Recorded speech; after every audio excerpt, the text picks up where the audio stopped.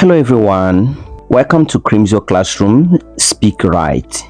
Today we will learn how to use singular and plural subjects correctly. I know that this will help you speak good and correct English. We have examples of words we are going to use. Examples: the boys plays football is wrong.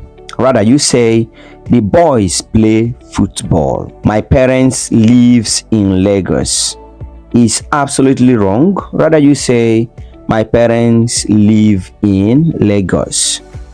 The girls dances together is wrong. The girls dance together. That's correct. The students writes exams today is absolutely wrong.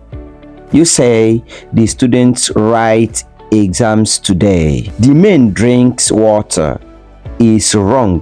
You say the men drink water. If this has helped you, subscribe to my YouTube channel, like, comment and share.